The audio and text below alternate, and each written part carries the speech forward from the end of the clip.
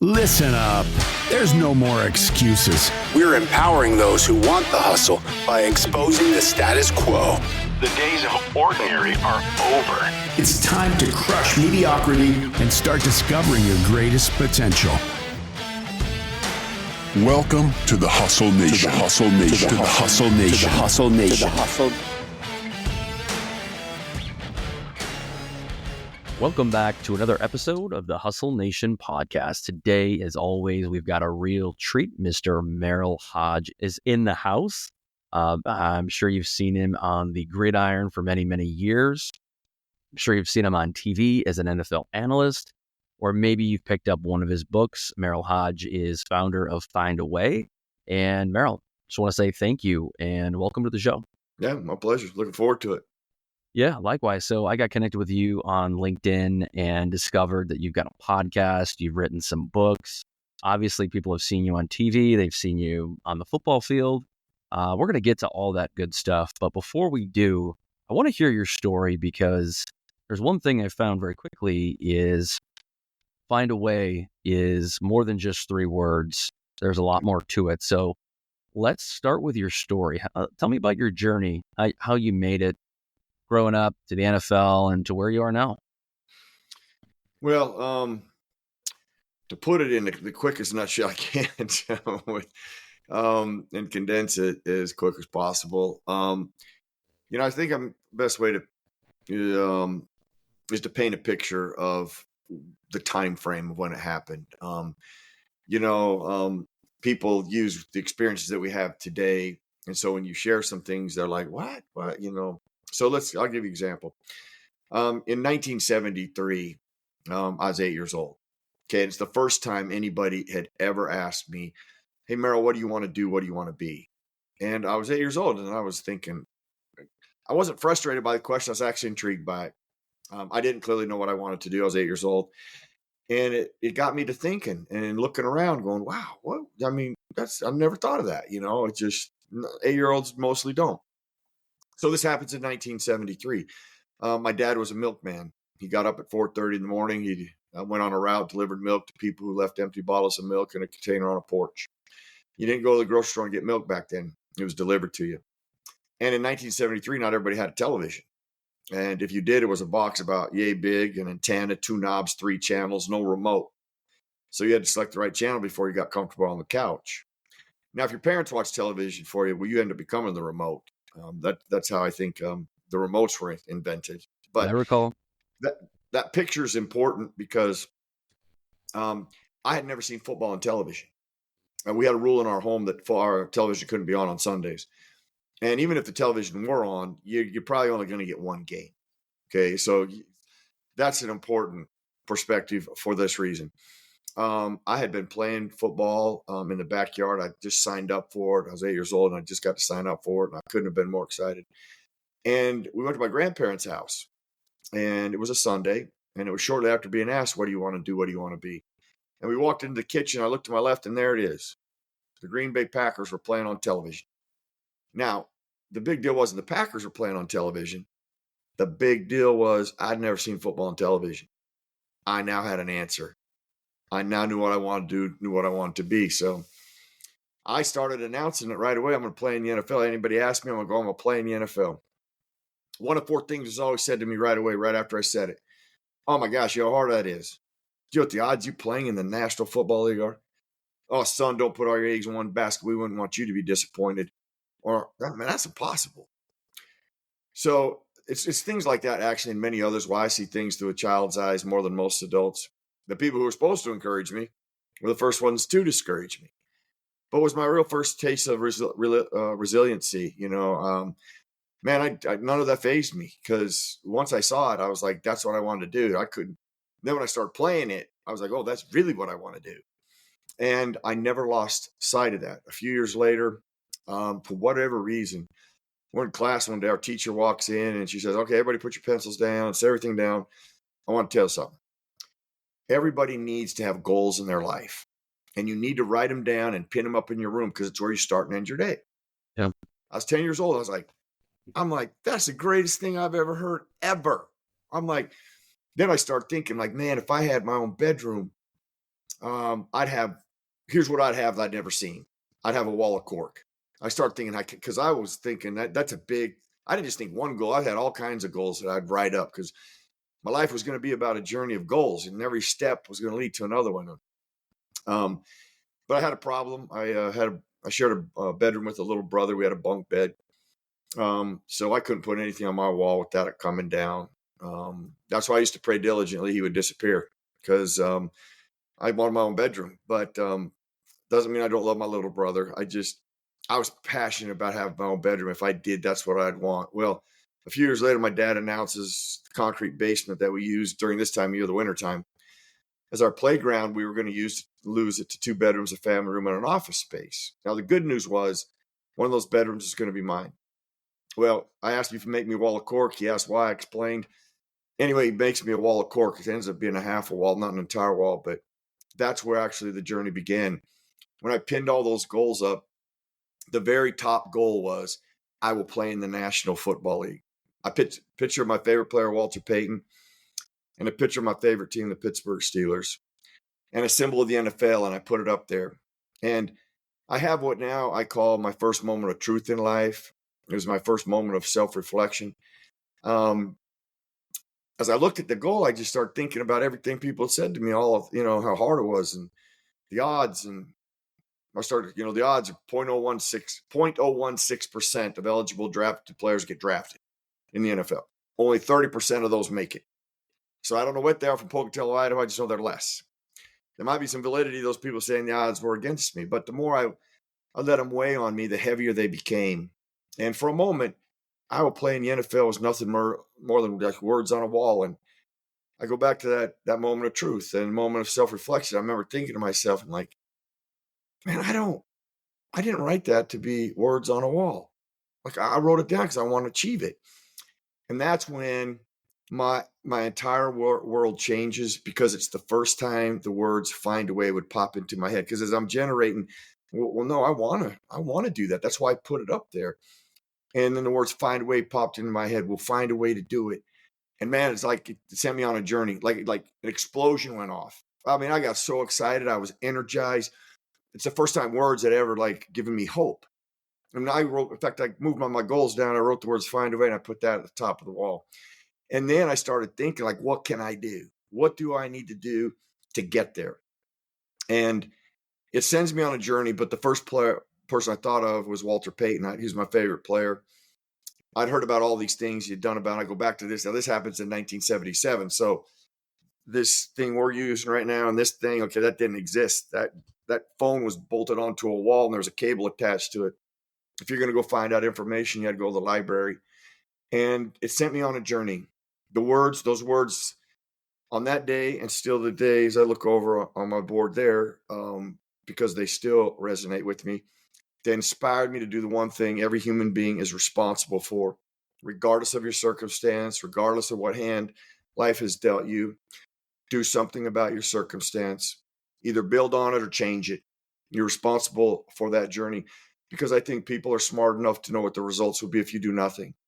We have a responsibility to do something. And I got so excited about doing something. And I could go on for another hour or longer of all the things I learned on the journey, but that sparked me to take action and take ownership of my life and my journey. And I have never forgotten that. And many things I've been taught along the way. I'm a product of a lot of people. People challenged me. People inspired me. I find hope in people. And I wouldn't have much to share with you, quite honestly, if it wasn't for people. But that's where it all started. And they still resonate with me today. They've helped me live a dream and fight to live, and a lot of in between. And they've become a parenting tool, a coaching tool, a business tool. And I'm grateful for it. I'm grateful for that experience. I'm grateful for that. Sometimes I tell people, well, this is the truth of my journey. I have found out more about myself in the darkness of moments than in the light of moments. And I think that might be true with most people. You find out more about who you are and what you're made of when it is all against you, or it looks like doom and gloom. How do you respond to that? Not react to it. How do you respond to it? And that's another thing that I've learned along the journey, responding to things is a lot more powerful than reacting to things. That's a powerful story. I love that. Thank you for sharing that. And maybe Absolutely. that has something to do with the reason why Aaron Rodgers likes to go into the darkness in the off season. But that's maybe a question for a different day. Well, now listen, I've never done those things. However, I watched one of his things, and what was interesting to me, how I observed it, is the guy's trying to be better. Yeah. Well, what's wrong with that? Like, now it might not be your way or my way, but it's his way. And that's why, go back to find a way. Find a way is not my way, is not your way, but there is a way for you. People, it comes back at the end of the day. We're going to talk about a bunch of things. It's going to come back to one thing, and that is the greatest tool known to mankind, and that is our mind. This is our greatest weapon. How we feed it, how we produce the patterns and habits we develop. It is who we are. It's who we become, and that is truth. And people that can learn to really control their mind versus their mind controlling them, they can overcome anything and become anything. People that can focus on what they can control and they keep that as their target and they build on that versus what they can't control are a lot more successful and peaceful than people who worry about all these other things that you can't control. And from what I saw in that, that there was a guy trying to learn about what I control. What do I work on? I work on me, take care of me and all the things that are around that. And if I'm better, then maybe I make the area that I live in better. And I just find nothing wrong with that. The more that we do that as people, the better off the world will be. Well, 1000% about that. One of the things I want to touch on, though, I think you mentioned was as you were growing up and you told people about your dream, they were quick to not so much cut you down, but protect you from what they thought was the truth, which was, that's unlikely. That's not going to happen. It's interesting because for me, many kids like you unlike you, are not so self-motivated. You knew what you wanted. And most people would hear that and they would say, yeah, maybe I should rethink my future. So what I'm curious about is, how does someone take that piece of information from someone like a parent or a family member, a family friend, and say, I'm going to find a way? How do you process that at such a young age? Well, I'll tell you this, like words and visuals are the most powerful tool that we have as human beings to control our mind. Things that that's why and you'll hear a lot about vision boards. I had a vision wall.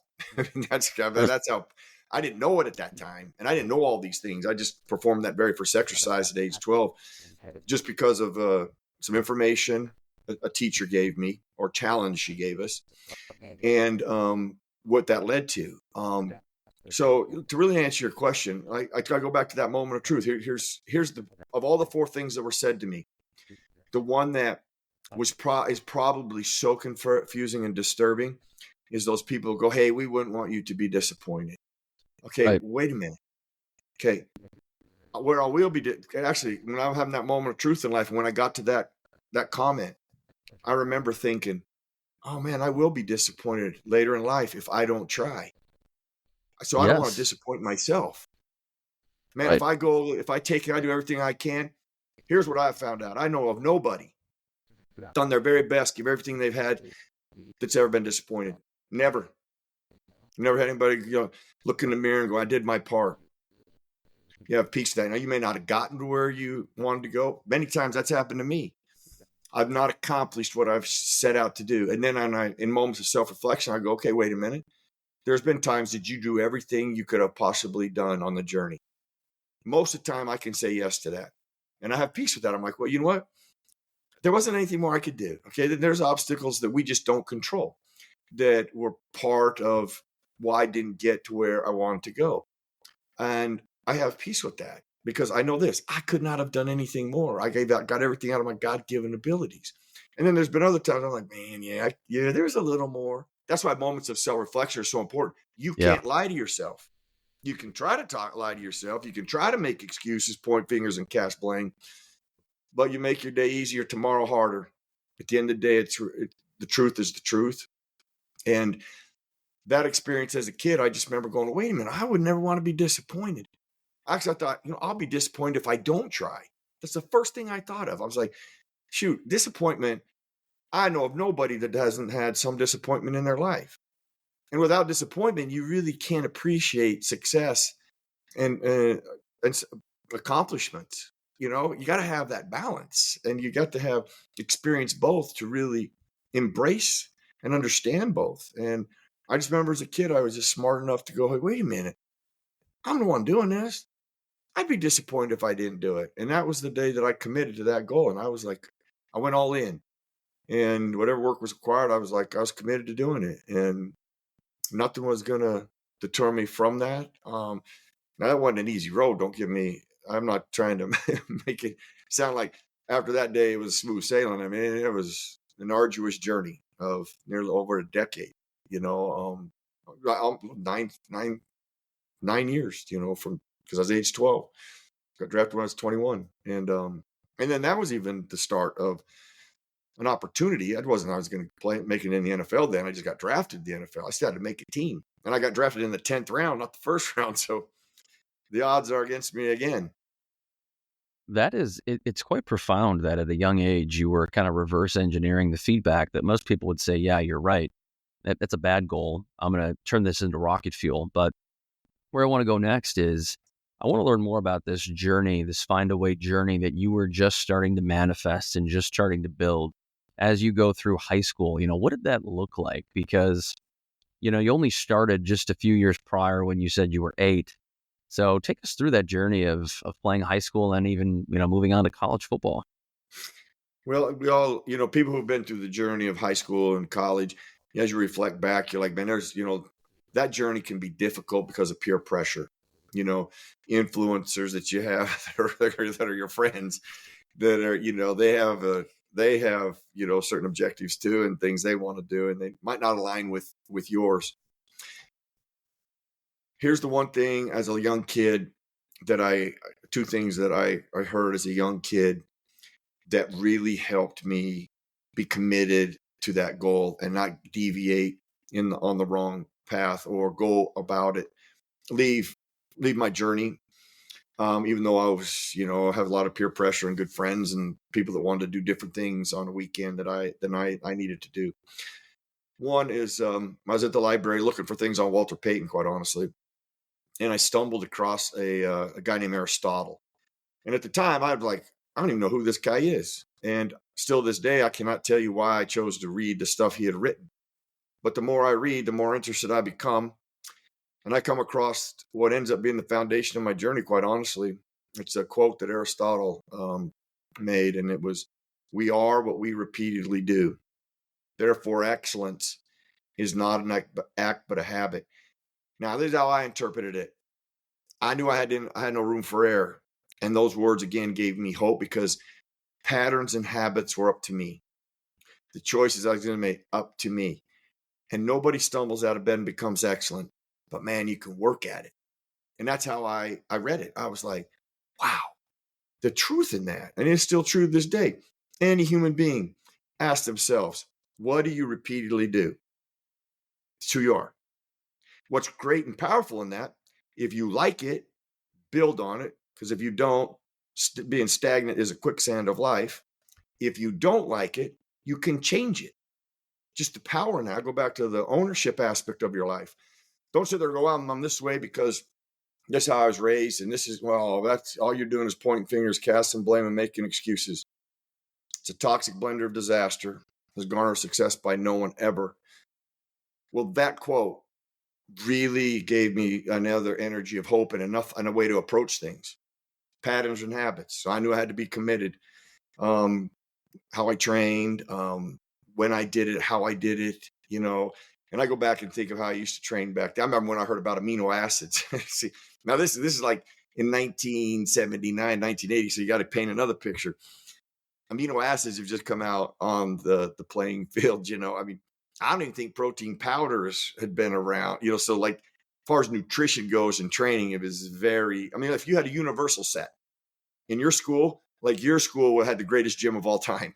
And that's like every machine on one machine. So, the people who are like, say 20 or 25, even 30, they're like, what are you talking about? you thought you had a great gym. So but training was important. So that Aristotle quote, and then another quote that I heard by Walter Payton about a tape he put together called Winning in Life. I got the tape because he was going to talk about his charity work, his family life, and how he trained. And I only cared about how he trained because I was a young kid. And I didn't know there was an interview process, but the interviewer asked him, first question out of the box, what makes you better than everybody else? Now, people who don't know who Walter Payton was, Walter Payton, when he did this tape, was the all-time leading rusher in the NFL, pound for pound, the greatest player to ever play. This was always said about him. He's not the biggest. He's not the fastest. He's not the strongest. He's just the best. That's confusing as a kid because everybody who's bigger, stronger, and faster than me is better than me. So how's he the best in the world? And he's not the biggest, strongest, or fastest. Well, he summed it up pretty quick.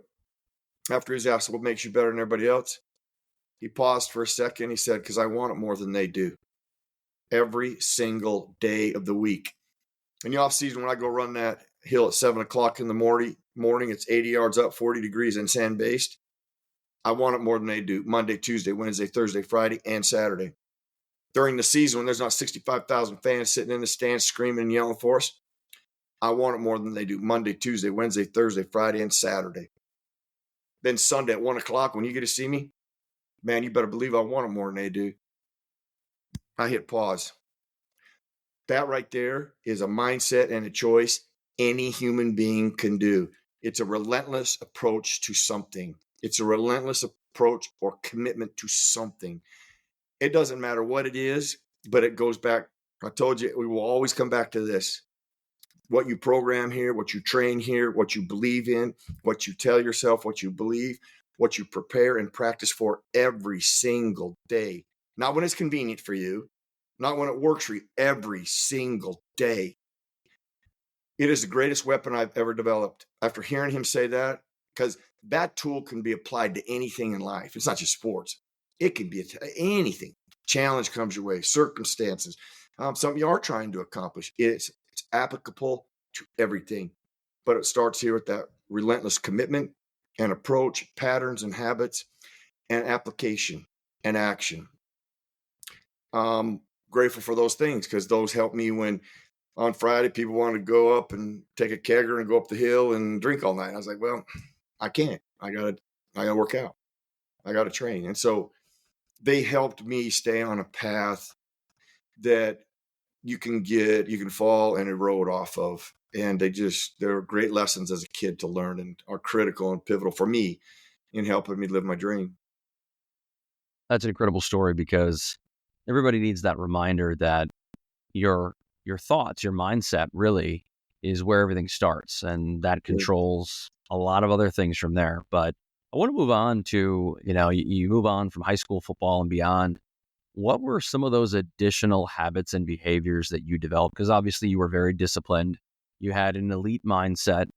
You had one clear vision, one clear goal, make it to the NFL. But as you started to grow and develop your skills on and off the field, what were some of those behaviors and mindsets you started to adapt that helped you propel from high school to college and so on? Well, let me introduce more people into my life because if you really listen to this, you go, has he come up with anything generic or general in his life? No, I haven't. I'm so grateful for people. Now enter Chuck Noll in my life. I'm 21 years old.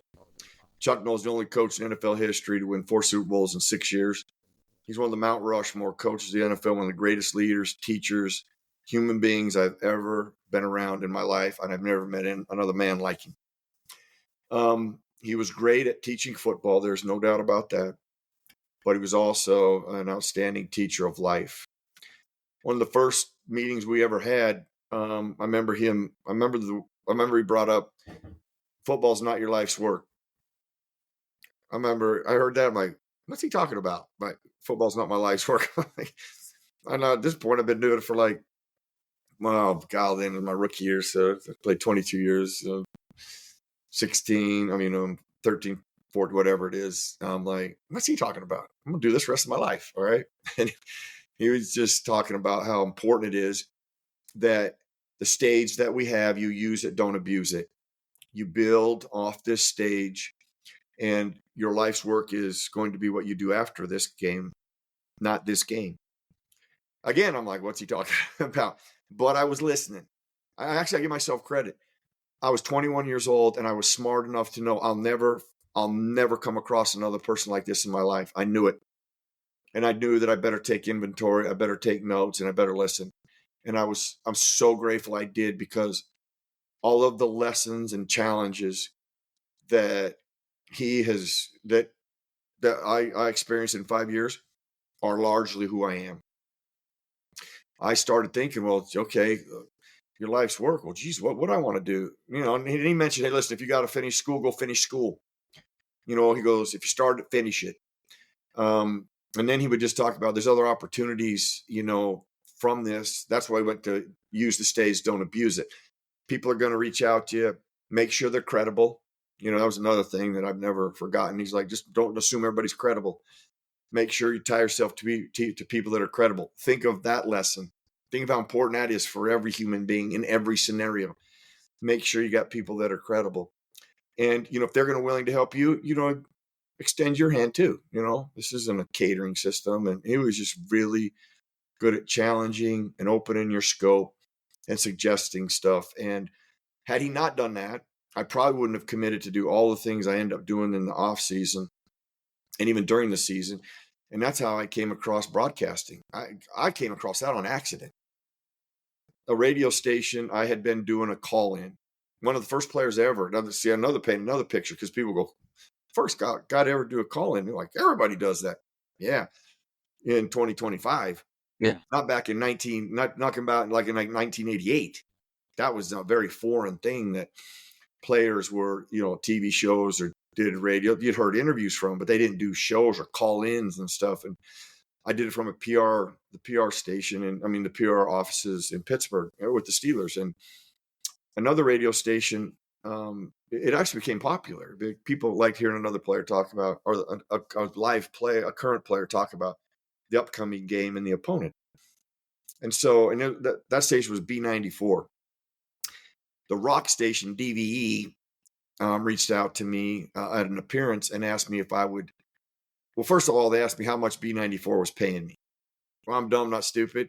I took long enough to not because they weren't paying me anything, by the way. I just was doing it for free. They offered me $10,000. Okay, $10,000 in 1988 was like, where do I sign? Now they said, one thing a little different. We would like you to come to the studio on a Monday.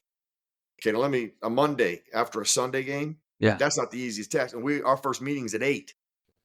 So that means I got to be at that studio at like 6:30, no later than 7, because I got to be down the stadium by 8. And I'm like, oh man, there ain't no. And then I'm thinking, use the stage, don't abuse the stage. All right, they gave me an opportunity. I'm going to not do it just because it's going to be a little inconvenience for me. And I'm like, you're right, better go. I walk into the studio. Never been in a studio in my life. Don't have any expectations whatsoever. I open the door.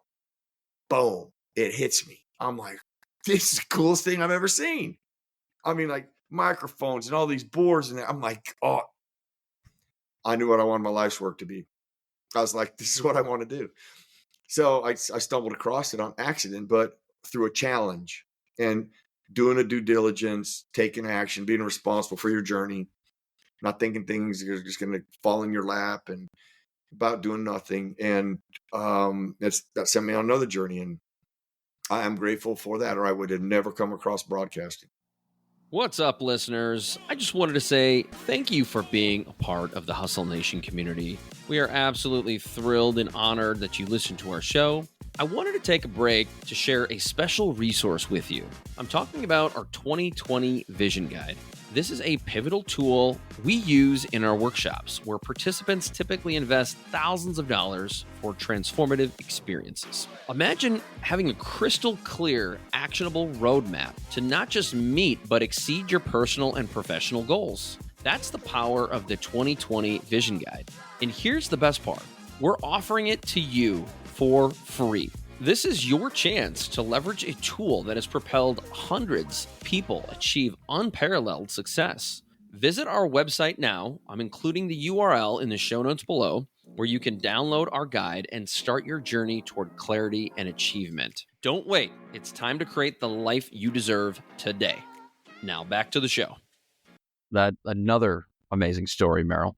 So one of the things you mentioned there was the impact Chuck Noll had on your life and probably a lot of other players. Oh, yeah. But where I want to go with this is when you think about the NFL, there's really only a handful of teams that have a culture of excellence. And regardless of winning or losing, typically those teams of a culture of excellence have a history of winning. Doesn't necessarily mean Super Bowl every year, but I mean, you've got 49ers, which I see a helmet for in the background, Pittsburgh Steelers, and of course my team, the Green Bay Packers.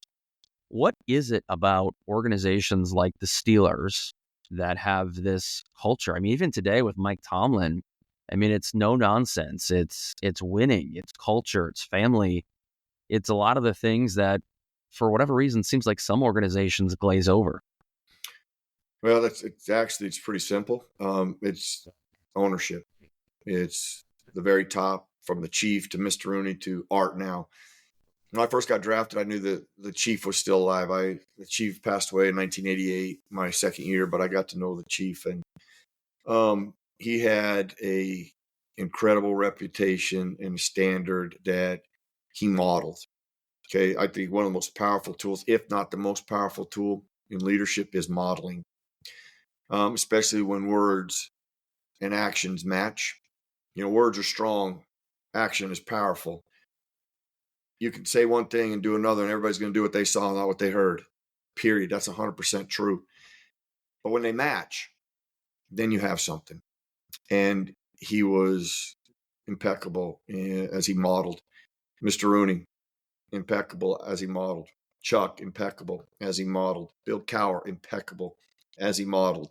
Art, impeccable as he models. Mike, impeccable as he models. It starts at the top. And I've known the Rooney, dang near 40 years. And I kind of grew up with Art and Dan Rooney Jr., who's the vice president. I knew Dan very well. He gave me my first opportunity. Mr. Rooney gave me my first opportunity in broadcasting to be the first player in the booth for the Steelers. Most people don't know that. I didn't know that because I wasn't there very long, but I was the first player in the booth there before I committed to ESPN full time and had to leave. And they gave me a chance they drafted me and gave me an opportunity to live my dream. And the chief was the first one to tell me that I was a very good football player to go get my schooling done and get back here. And I just have enormous respect for them. I've seen how they've led. They've hired people that they believe and trust in, and then they help build them. They don't interfere with them. Yes, they'll guide them, and they got the final say, but the way they go about business and the way they go about their culture is with consistency and integrity. And those two might be the most critical components of modeling and building and leadership and being successful. I couldn't agree with you anymore. Modeling is one topic in leadership that I think, for whatever reason, is not discussed very often. It's something that you talk more about in education with children, but often gets glazed over in the leadership world. But I'm curious, you've been around the National Football League for a long time, both as a broadcaster and as a player, and with all your relationships. Again, there's a lot of organizations, but what else differentiates the organization? Well, I think it's their ability to not panic and reboot or clean house when you have a bad year, a couple of bad years. They do a really good job, I think, of looking at everything, not just one thing. Like Mike Tomlin's under fire now. Everybody wants him fired. Everybody wants him gone.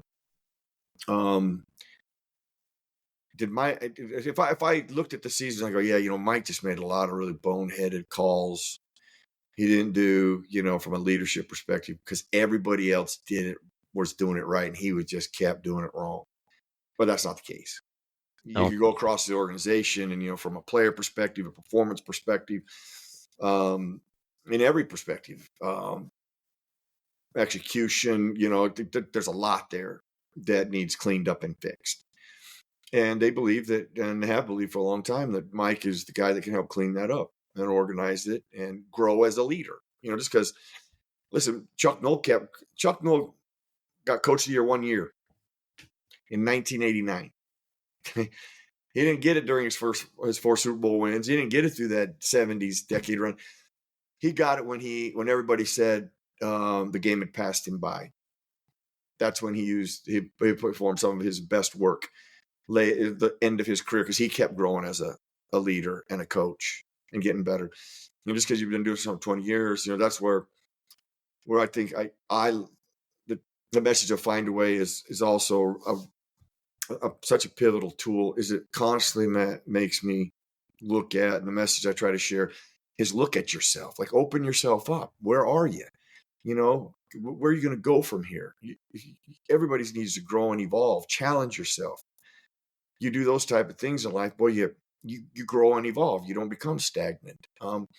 And you get rewarded for that. Nobody hands you an award, but you get rewarded, with things like peace and joy and happiness and just personal success, personal satisfaction, that you sit in there and go, I did my part. So, and I watched Chuck do that. He was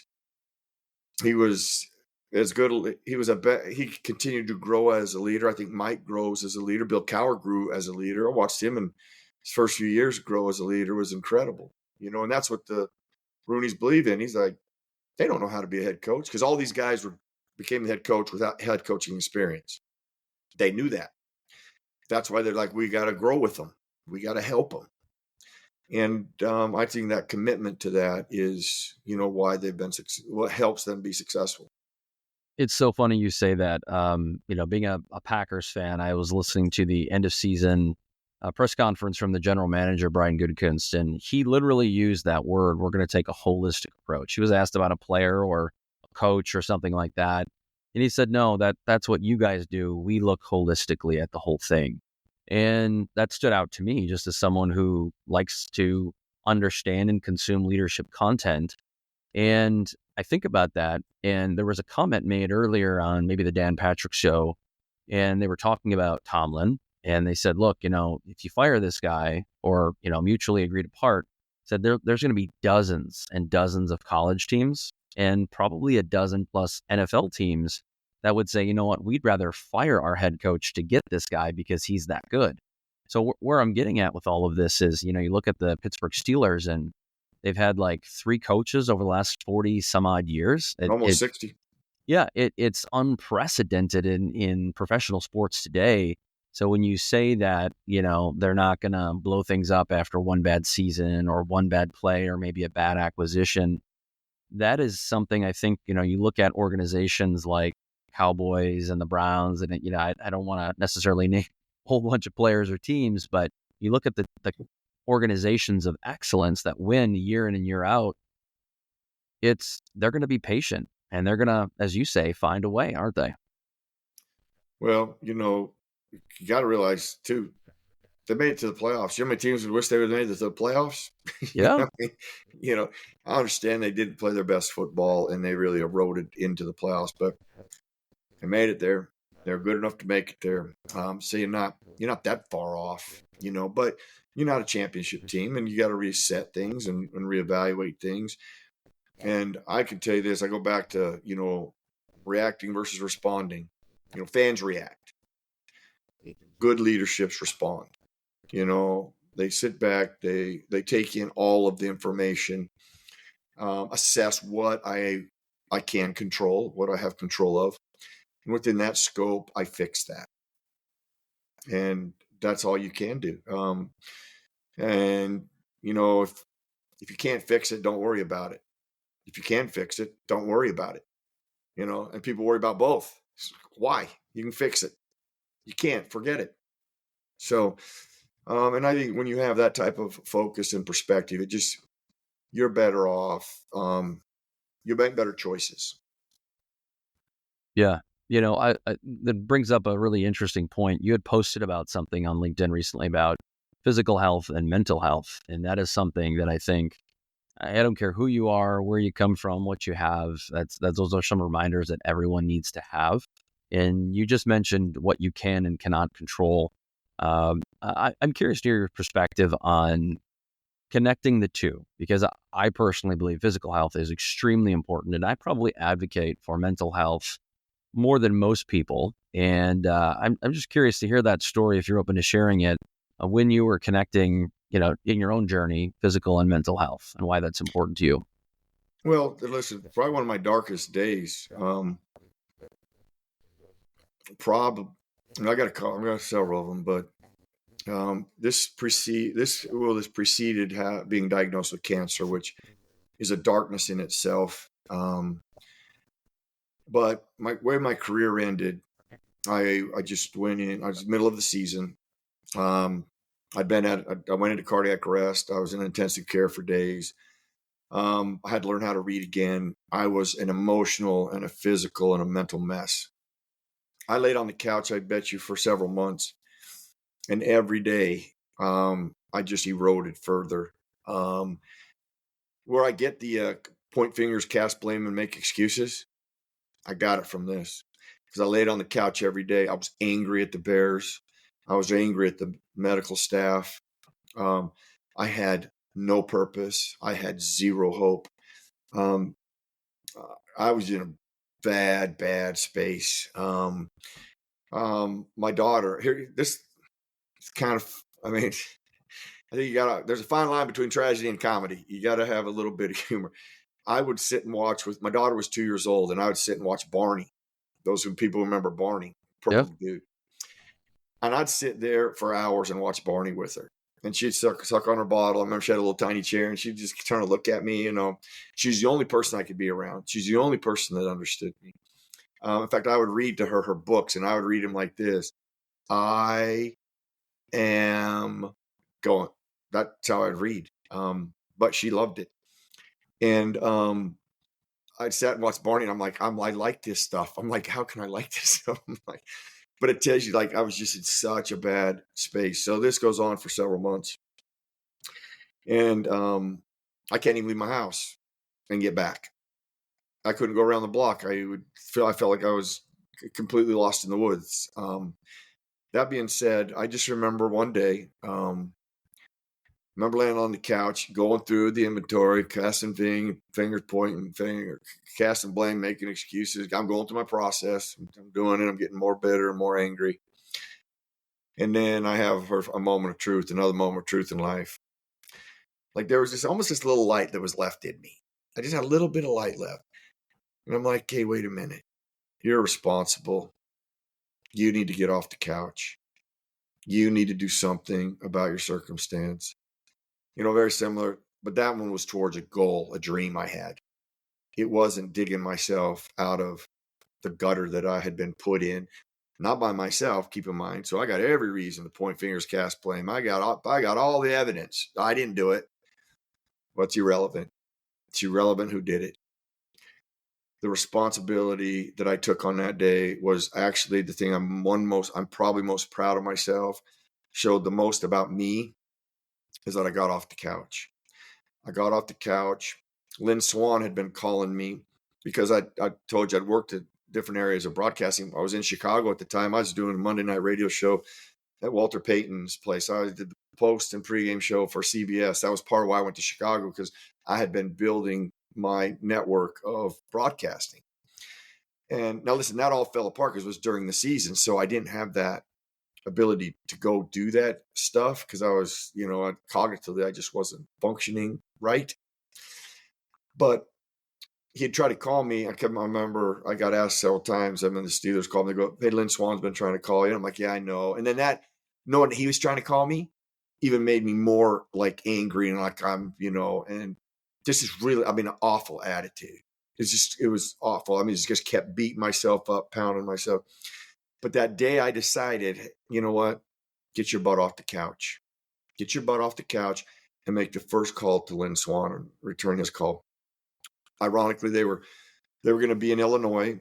Michigan was coming to Illinois and invited me to come down and just he's going to host me for a couple of days. As I just kind of shadowed them throughout their meetings and the game. And that was the start of it. Now, I don't really get completely dug out of I didn't say, okay, I'm not saying on that day things changed. Okay. And that was the most significant part of what I did with where I was. I did something to help myself. And that is a requirement for everybody. That doesn't mean you don't need help as well. I needed that as well. I mean, like that Lynn Swan helped me so much. And so many other people helped me along the journey, but I initiated a lot of it. I returned a lot of it, and I took the responsibility to get off the couch. And that is such a critical component. And because I know people go, well, I didn't do this. I didn't either. The medical doctor didn't properly care for me. I didn't do that. I mean, there's nothing I did wrong in the whole process. Okay, well, that's not going to change the situation. Now, that's what I kept telling myself, but every day I kept taking inventory. I'm on the couch, and I'm getting worse off. So there is an ownership responsibility when we're in a state to make changes, and where we are and doing that and taking action and getting movement and seeking help, reaching out for help. And that was a big lesson for me. That was one of my greatest accomplishments that I've ever had.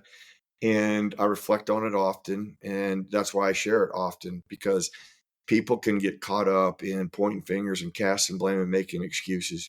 It's a toxic blender of disaster. You're just going to sit and blend in it. You're not going anywhere in it. You're not going to be successful in it. At some point, you got to push the switch off, get out of it, and press forward in something else. And you're in charge of that. Most people that are depressed, they're thinking about the past and things that they can't fix or change or probably had nothing to do with. And a lot of people with anxiety are worried about the future and things that are probably never going to happen. But it comes back to what? This right here, how we program ourselves, how we think of things. And that probably helped me become stronger mentally than any point in my life because of that shift, that strength and that shift to get off the couch. It was the hardest thing, one of the things I've ever done. But man, when I did it, I never looked back. I remember I turned around from that couch, I ain't going back to that couch. And I never went to that couch again. And every day I got a little better. I started creating a better routine, getting back to a routine and developing things that worked in my favor. And that's that's everybody can do that. You can do that. And if everybody's like, no, I can't, well, then you know what, you're right, you can't. But if you said you can, you're also right. So it's still on you. It's still on you for the first steps. But then yes, rely on help and other people that can help you, because it will help you continue in the right direction. Well, thank you for sharing that story. I think that's powerful. And I also believe that whether you want to admit it or not, most people don't want to acknowledge this when they're in a dark place, but everyone's been there at some point. Everyone has their ups and downs. And sometimes you like you say, you have to get off the couch and you have to do something to advocate yourself. And sometimes, like you said, it doesn't fix the problem, but it's the start of something good. Return the phone call, open the door, because as I always say, you never know what opportunity is waiting for you on the other side. And obviously good things happen there.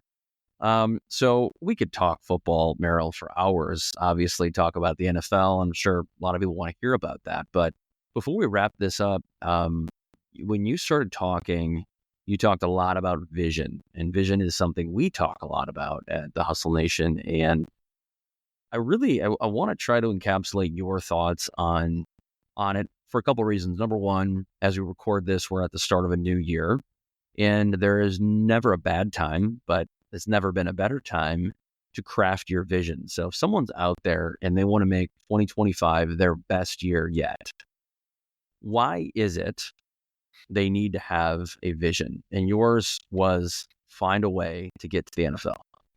Well, this is actually true. This is, and you need to do some research on it. There's science on this. This still comes back down to this thing here, how we program this, how we feed this. This is foundational truth. This is one of the most powerful things any human being can do. They can take their thoughts and turn them into words and goals. Those words and goals, you put them up where you start and end your day, will inspire action. Your actions are eventually going to lead to patterns and habits. And then those patterns and habits are going to build who you are and who your character is. And that's why if you don't like the path you're on, you can change that. You know, you don't. Now, if you choose to get stuck in it, well, that's in that you chose that, but you can change it. You know, when you're 2 feet, I always tell people every morning when you're 2 feet, you get up and your 2 feet hit the ground, man, you're in charge. You're in charge of your journey. How you're approaching the day right now, how you think you're going to attack the day, how you already programming yourself, the routines and things and choices you're going to make to start your day, to invest in yourself. Like I'm a big believer. Go back to leadership, because at the end of the day, you're the leader of yourself. Okay. So how do you want to lead yourself? One of the most important things, if you're going to be a really good leader, man, invest in yourself. Give yourself some time that you take care of yourself. Now, what I mean by that often is, how do we invest in ourselves from a healthy aspect? You know, the foods we eat, how much we eat, what kind of exercise are we doing? Are we challenging ourselves and keeping ourselves in shape and healthy? Because I can tell you this from experiences I've had and the challenges I've had health-wise, there were two things that were to our advantage and my advantage. One is early diagnosis, and one is your overall health. Your overall health is going to come to your rescue more times than you could probably ever imagine it. The problem with that, if you don't have overall health, you can't run down to Target and get it when you need it. It's valuable that you have it at all times. And listen, if you never need it, good for you. In the worst case scenario, you just live a healthier, happier, peaceful life. Things are easier. Life is easier. So there's more enjoyment in it. You can do more things, stay more active. I mean, there's no negatives to taking care of yourself and invest in yourself. And when we invest in our body and we take care of it, that's, people often forget, like, this is attached to it. Okay, we don't just put it off onto the side and then we work out. I mean, our brain and our brain health is a part of that. That's why, like, when you hear about, well, brain health is oxygen, blood flow, all these, well, that's why you work out. You move your body. The more we move, and our bodies are meant to move, the healthier and more resilient that they become and that they stay. And if you want to keep youth, invest in your body, and you can keep that. And when you're a healthier, better leader, man, you're just so much better for everybody else. And that is a belief I've had. If there's one thing that I am probably most passionate about, and it was my first passion as a kid, it wasn't even football. It was health and fitness. I saw two things happen to me as a young kid. Before I saw football on television, I saw a comic book, and I saw Spider-Man and Hulk Hogan. I mean, I think it was the Hulk. But anyway, they were just built. I was like, holy cow! Like, how do you get those muscles? I'm like, how do they get those muscles? And so I started asking questions, like, how do they get them? I mentioned the amino acid thing. That's where the amino acid thing came, because I started taking amino acids thinking that was going to build my muscles because of just the overall ignorance I had at the time. But I was at a summer party, and I remember these two couples talking.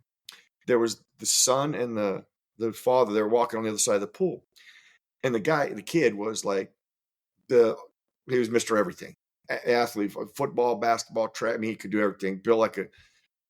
Just looked like a supermodel. He was built. I mean, he was like put together. And everybody goes, man, he used to look just like that about the dad. And he had a big beer gut, heavy. And I'm like, what happened? And honestly, when I remember thinking, I'm like, does that just happen? Or, how does that happen? I just remember as a kid, I was like, wow, I remember thinking that was the first thought I had, is, how does that happen? And that kept my attention into, how does that happen? Nothing you can do about that? And obviously later on in life, I found there's a lot you can do about that. You don't have to go to that extent. What happens, and I understand, in high school, everybody's active, you're doing things, then you get college, you get a little more committed to doing a job, and you start losing your activity, and then you get a family, and then you really lose it, and you forget to invest in yourself. And it makes you better for your family too. I think if you got kids, greatest leadership role you're ever going to have is that. I could care less how many people or how big a company you run. Your kids and being a dad and a parent is the greatest leadership role you'll ever do and ever have. So, and that's where I actually started reprogramming when I invested in myself.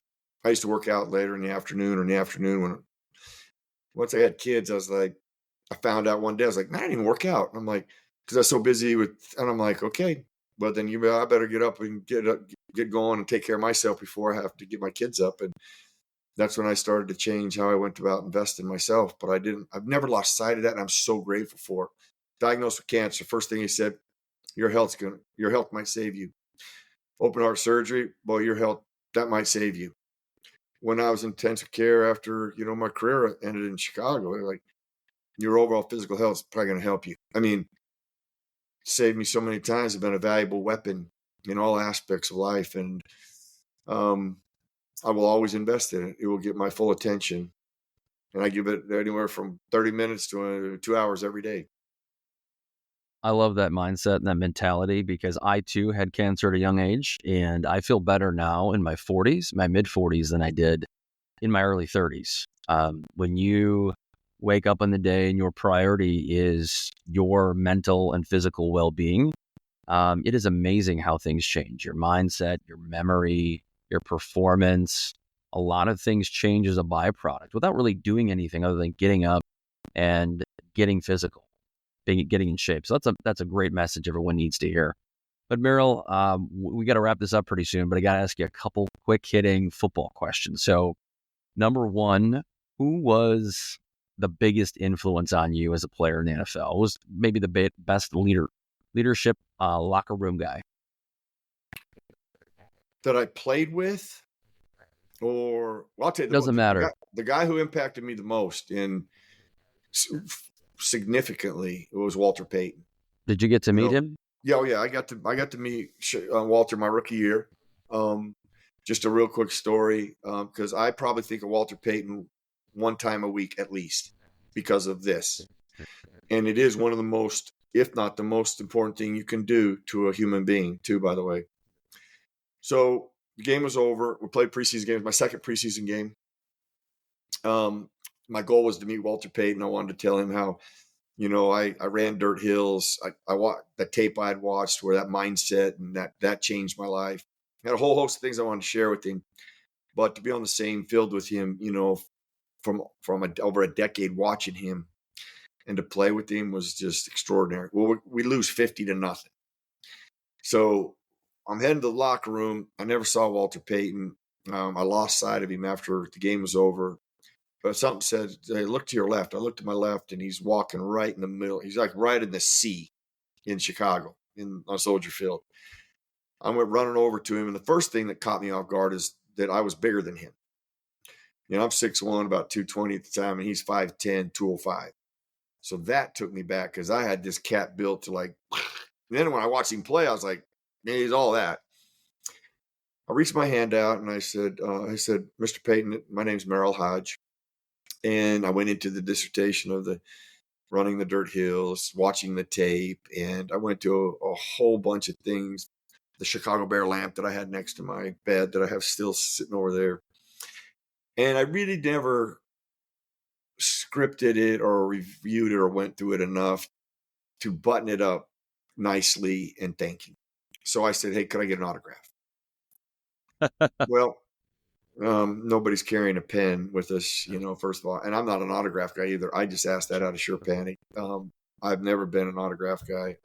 I think he's the only one I've ever asked, though, too, by the way. And he said, he paused for a second. The first thing he did, he remembered my name. He said, hey, Merrill, I want to thank you for taking the time to come over here and tell me that. That's the nicest thing anybody's ever said to me. He said, I don't have a pen on me right now. He goes, but why don't you take these? Takes his elbow pads off, his wristbands off, and his headband off. And he said, why don't you take these? Man, that was better than an autograph, bro. But I was like, I hung the moon, man. I was like the MVP of the Super Bowl. And I go back to how he made me feel.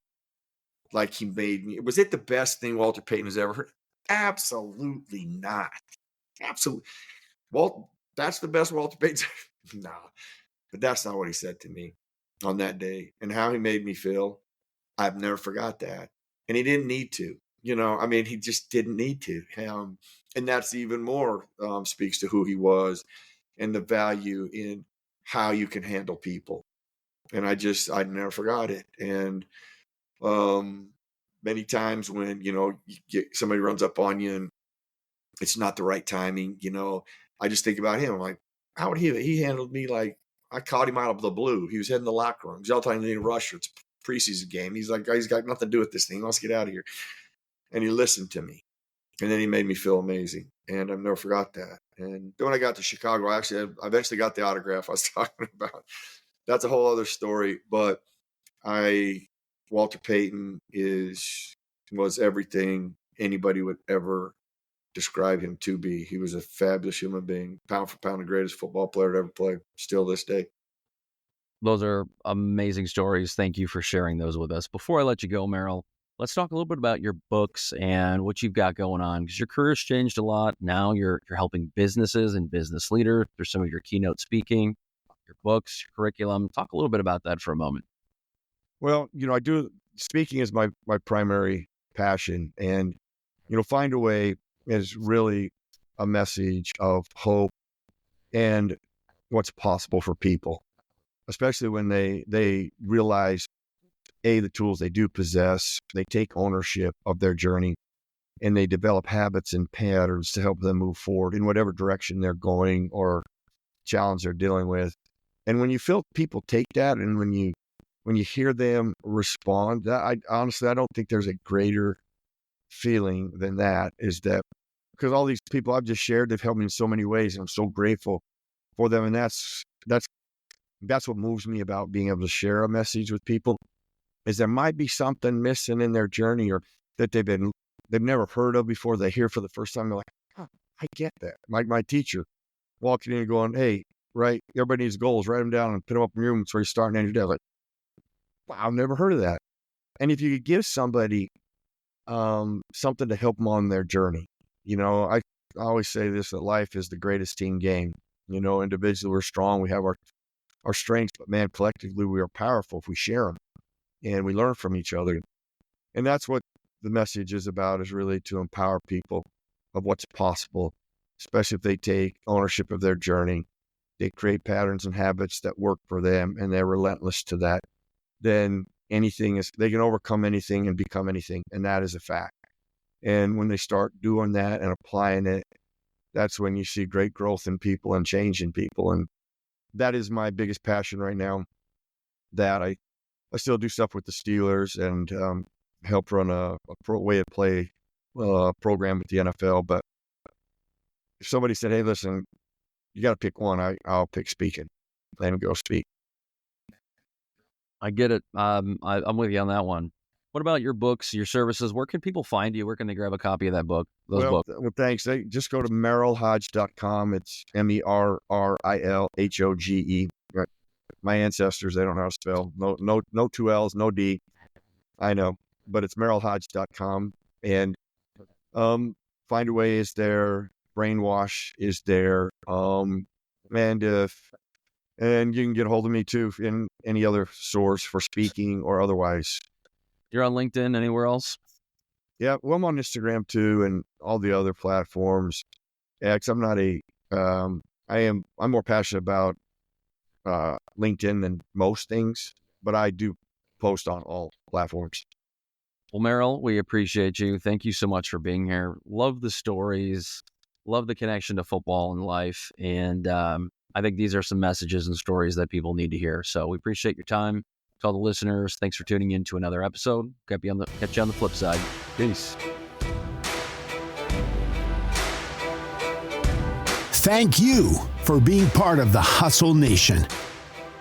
If you're serious about raising the bar in your personal and professional life and willing to go all in on your success, head over to hustleleaders.com. Here you can get access to our Hustle Productivity ebook, attend our Hustle Masterclass, or challenge yourself to the 30-day Hustle Challenge. Pairing these tools and training with the Hustle Nation podcast will help you advance to a whole new level. Until next time, stay hungry and inspire those around you to hustle.